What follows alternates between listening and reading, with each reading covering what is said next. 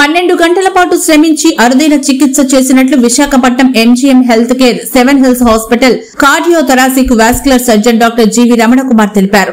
విజయనగరం జిల్లా బొబ్బిలికి చెందిన గణపతిరావు అనే వ్యక్తి తమ హాస్పిటల్ కి ఛాతీ నొప్పి, కడుపు నొప్పితో రావడం జరిగిందని తెలిపారు.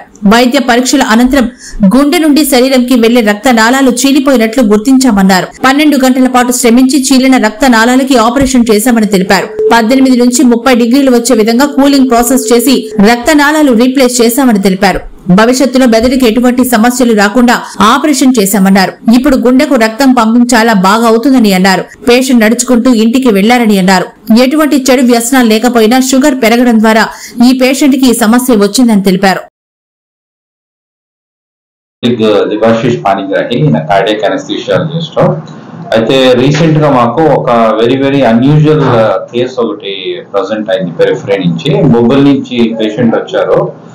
సుమారుగా ఒక 40 ఏళ్ళు ఉంటాయి. సడన్ గా చెస్ట్ పెయిన్, తర్వాత అబ్డమిన్ లో పెయిన్, ఆ తర్వాత లెగ్స్ లో సివియర్ పెయిన్ వస్తే ఆయన అక్కడ పెరిఫరల్ హాస్పిటల్స్ లో ఆర్థోపెడిషియన్ చూపించుకుని ఆయన మన వైజాగ్ కి రిఫర్ చేశారు. ఎందుకంటే ఆయనకి ఎందుకో వాస్కులర్ ప్రాబ్లం అనిపించి ఇమీడియట్ గా రిఫర్ చేశారు మనకి. అయితే వచ్చేటప్పుడు ఆయన మనకి ఇన్ఫార్మ్ చేస్తే మనం సిటీ ఆటోగ్రామ్ అనే టెస్ట్ ఒకటి చేయించుకుని వచ్చామని చెప్పాము.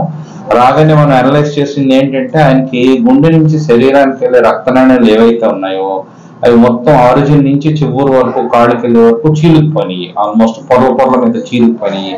ఆ చీలిక ఎక్కడ దాకా వెళ్ళిందంటే కుడివైపు చేతికి వెళ్లే రక్తనాళం, మళ్ళీ బ్రెయిన్ కి వెళ్లే రక్తనాళానికి ఇన్వాల్వ్మెంట్ అయింది. తర్వాత చీలిక అలా కిందకు పోతూ పేగులకు వెళ్లే రక్తనాళాలకి, ఇంకా అలా కిడ్నీకి వెళ్లే రక్తనాళాలకి, కాళ్ళకి వెళ్లే రక్తనాళాల దాకా వెళ్ళిపోయింది. యూజువల్ గా ఇలాంటి పేషెంట్స్ ఎవరు కూడా అంతసేపు సర్వైవ్ అవ్వరు. ఎందుకు ఈ పేషెంట్స్ లక్కీగా మనకి టైంలో రావటం, ఇన్వెస్టిగేషన్ జరగటం అది ఒక రకమైన అదృష్టం అనుకోవాలి. ఆ టైంలో ఆయన రావటం, తర్వాత వాళ్ళు సపోర్ట్ చేయటం, మనకి లోపల ఏం జరుగుతుంది అన్నది సిటీ స్కాన్ లో తెలియటం. సో దాంతో మనం ఇమీడియట్ గా ఆపరేషన్ గా ప్లాన్ చేసాం. సో ఇలాంటి ఆపరేషన్స్ వెరీ రేర్ గా జరుగుతాయి. ఇలాంటి ఆపరేషన్స్ లో వాళ్ళు అసలు రీచ్ అవటమే అరుదు. వచ్చిన తర్వాత ఆపరేషన్ కి సర్వైవ్ అయ్యి బయటకు రావటం అనేది ఇంకొక సక్సెస్ అనుకోవాలి మనం. సో ఈ ఆపరేషన్స్ లో మనం ఏం చేస్తాం అంటే పేషెంట్ ని ఇమీడియట్ గా మనం మెషిన్ మీదకి కనెక్ట్ చేస్తాం. హార్ట్ లంగ్ మెషిన్ కి సర్క్యులేషన్ అంతా అందులోకి వెళ్తుంది.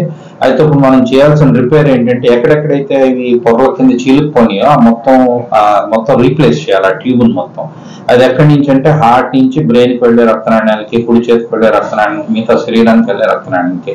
దీనికి ఇంకోటి జరిగింది ఏంటంటే ఇదే డిసెక్షన్ కిందకి వెళ్ళిపోయి గుండెకి వెళ్లే రక్తనాళాన్ని కూడా చీల్చేసింది. సో దాంతో ఏమైందంటే గుండె పంప్ చేసే శక్తి నార్మల్ గా 60% ఉండేది, అది 25% డ్రాప్ అయిపోయింది అనమాట. సో దాంతో ఆయనకి బాగా ఆయాసం వచ్చేయటం కూడా జరిగింది.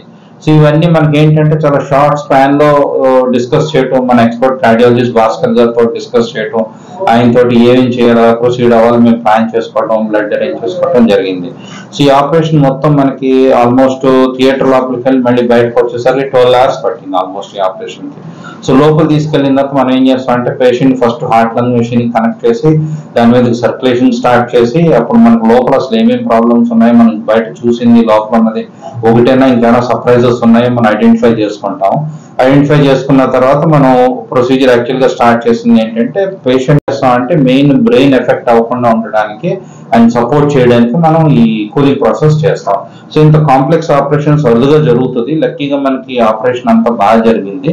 మనకు ఆ రోజు హార్ట్ కి వెళ్లే రక్తనాళాలకి బైపాస్ చేయడం జరిగింది. ప్లస్ హార్ట్ నుంచి బ్రెయిన్ కి వెళ్లే రక్తనాళం, రైట్ హ్యాండ్ కి వెళ్లే రక్తనాళం, మిగతా శరీరానికి వెళ్లే రక్తనాళం అన్ని కూడా ట్యూబ్ గ్రాఫ్ట్స్ తోటి రీప్లేస్ చేయడం జరిగింది. తర్వాత ఈ కూలింగ్ రివార్మింగ్ లో మనకి బ్లీడింగ్ ప్రాబ్లమ్స్ రావచ్చు, దానికోసం మనకి చాలా బ్లడ్ ప్రొడక్ట్స్ అవసరం అవుతాయి. అవన్నీ మనం సబ్స్టిట్యూట్ చేయడం జరిగింది. లక్కీగా అన్ని బాగా జరిగి పేషెంట్ చాలా సక్సెస్ఫుల్ గా రికవర్ అయ్యారు. వీఆర్ వెరీ హ్యాపీ పేషెంట్ అంత బాగా రికవర్ అయ్యి సక్సెస్ఫుల్ గా వెళ్ళినందుకు. చూసుకునేది ఏంటంటే కూల్ చేసి రివార్మ్ చేసాం కాబట్టి పేషెంట్ కాన్షియస్నెస్, అలర్ట్నెస్ ఎలా ఉంది అసెస్ చేసుకుంటాము. ఆ పేషెంట్ చాలా బాగా రికవర్ అయ్యారు. బ్రెయిన్ కి ఎటువంటి డ్యామేజ్ జరగకుండా, ఎటువంటి సైడ్ ఎఫెక్ట్స్ లేకుండా ఆయన చాలా బాగా నడుచుకుంటూ ఇంటికి వెళ్ళారు. డిశ్చార్జ్ టైంలో ఐ థింక్ 7-8 days లో ఇంటికి వెళ్ళిపోయారు. వెంటిలేటర్ నుంచి మనకి 1 day తర్వాత ఎక్స్ట్యూబేట్ చేయగలిగాం. పేషెంట్. తర్వాత హార్ట్ పంపింగ్ కూడా మనం ఏదైతే బైపాస్ చేసామో హార్ట్ కి చేసిన బైపాస్ కూడా రికవరీ చాలా బాగా వచ్చింది. పంపింగ్ ఆల్మోస్ట్ 55% దాకా వచ్చేసింది. ఇదంతా చూస్తే మనకి చాలా బాగా జరిగినట్టు సక్సెస్ఫుల్ గా. ప్లస్ ఏంటంటే ఇంత హృదయం సర్జరీ మనకి వైజాగ్ లో జరగటం ఈజ్ ఏమనాలంటే మనకి ఒక బ్లెస్సింగ్ అనుకోవచ్చు. ప్లస్ ఆ పేషెంట్ వైజాగ్ వచ్చి చేయించుకోవటం ఇట్స్ ఏ గుడ్ డెసిషన్. అక్కడెక్కడో ఆగిపోయి వేరే వేరే రాంగ్ డైరెక్షన్ లోకి వెళ్ళిపోయి చెస్ట్ పెయిన్ అని అబ్డామిన్ పెయిన్ అని టైం డిలే అయి ఉంటే మనం ఈ సర్జరీ చేయలేకపోయేవాళ్ళం. ఎందుకంటే ఆర్గన్స్ అన్ని డ్యామేజ్ అయిపోయిన తర్వాత మనం చేయగలిగింది ఏమీ లేదు. సో ఆర్గన్ డ్యామేజ్ అవ్వక ముందర కనుక వాళ్ళు మన దగ్గరకు వస్తే మనం ఇలాంటి సర్జరీస్ బాగా సక్సెస్ఫుల్ గా చేసి పంపించగలం. ఈ సర్జరీ కావాల్సిన మనకి సపోర్ట్ టీమ్, మా సిస్టర్స్ అందరూ చాలా బాగా హెల్ప్ చేశారు. అనస్థీషియా డాక్టర్ గారు చాలా బాగా అడ్రస్ చేశారు. ఎందుకంటే పేషెంట్ పూల్ చేసి రివార్మ్ చేయాలంటే బ్రెయిన్ ప్రొటెక్షన్ చాలా ఇంపార్టెంట్. సో ఇవన్నీ మనం ఎక్స్పర్ట్ కేర్ తోటి ఈ ప్లేస్ లో బాగా చేయగలిగాము. Thank you very much. Patient కి షుగర్ లేదు, అన్డయాగ్నోస్ డయాబెటీస్, ఎప్పుడు షుగర్ టెస్ట్ చేయించుకోలేదు, నాన్ స్మోకర్, నాన్ ఆల్కహాలిక్. ఇక్కడికి వచ్చిన తర్వాత ఆయన షుగర్ చెక్ చేస్తే 300-400 ఉంది. అది ఆయన ఎప్పుడు చెక్ చేయించుకోకపోవడం వల్ల అన్డయాగ్నోస్డ్ గా డయాబెటీస్ అలా ప్రోగ్రెస్ అయిపోయింది. మోస్ట్ ప్రాబబుల్లీ ఆ రక్తనాళాల్లో ఎక్కడో ఒక డయాబెటీస్ రిలేటెడ్ ఒక ఇథెరోస్క్లెరోటిక్ అల్సర్ అంటాం, ఆ అల్సర్ నుంచి టేర్ అయిపోయి మొత్తం అంతా ప్రోగ్రెస్ అయిపోయింది. సో ఇది స్టార్ట్ అయింది చిన్న ఇష్యూ తోటి, కానీ ప్రోగ్రెస్ అయింది చాలా అడ్వాన్స్డ్ డిజీజ్ లోకి వెళ్ళిపోయింది. ఇలాంటివి చాలా అరుదుగా జరుగుతాయి.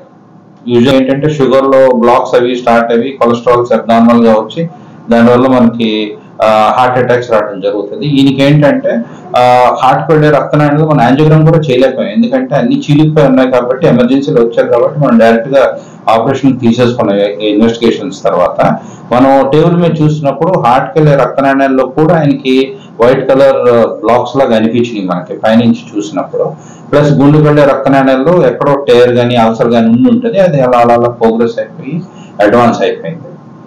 జరుగుతూ ఉంటాయి, హైదరాబాద్ లో జరిగే ఉంటాయి, మనకి ఆంధ్రాలో నాకు తెలిసిన వారు ఎక్కడ జరిగి ఉండవు. చేస్తే మనకి అపోలోలో చేసి ఉండొచ్చు. అప్రాక్సిమేట్ గా నేను అనుకోవడం ఒక 5 to 6 lakhs అయి ఉంటుంది. నాతో పాటు మా అనస్థీషియా కొలీగ్ పాణిగ్రహి సారు, తర్వాత ఏమో మన కార్డియాలజీ స్పెషలిస్ట్ ఉంటారు భాస్కర్ గారు, ఆయన తర్వాత న్యూరాలజీలో ఒక ఆయన ఇన్వాల్వ్ అయ్యారు, మన ప్రదీప్ గారు అని న్యూరాలజిస్ట్. తర్వాత ఏమో మనకి రేడియాలజీలో మేడం గారు వచ్చారు. బేసికల్లీ మనం స్కానింగ్ చేసి ఈ ఎక్స్టెన్షన్ అంటే అది చీలిన తర్వాత అది చీలికి అక్కడే ఉండాలని రూల్ లేదు. సిటీ స్కాన్ చేసుకుని మన దగ్గరికి వచ్చేలోపు ఇంకా అడ్వాన్స్ అయిపోవచ్చు. సో అది అడ్వాన్స్ అయిందో లేదో తెలియడానికి మనం థియేటర్ లోకి వెళ్ళే ముందర మళ్ళీ మన రేడియాలజిస్ట్ తోటి ఒకసారి మళ్ళీ స్కాన్ చేసి చూసుకుంటాం. సో దట్ మనకి సర్ప్రైజెస్ ఏమి ఉండవు, థియేటర్ లో ఉండదు, కంటిన్యూస్ గా అక్కడ లోపల ఉండాల్సిందే. ఆ కూలింగ్ ప్రాసెస్ అనేది ఆల్మోస్ట్ మనకు ఒక 2 hours 2.5 hours పడుతుంది. రివార్మింగ్ ప్రాసెస్ మళ్ళీ 2.5 hours పడుతుంది. సో ఆ టైంలో మనం బయటకు వచ్చి వెళ్ళడానికి అవ్వదు, అవకాశం ఉండదు. పేషెంట్ అంతా ఓపెన్ గా ఉంటారు. సో అదంతా క్లోజ్ చేసి మనం బయటకు రావాలి.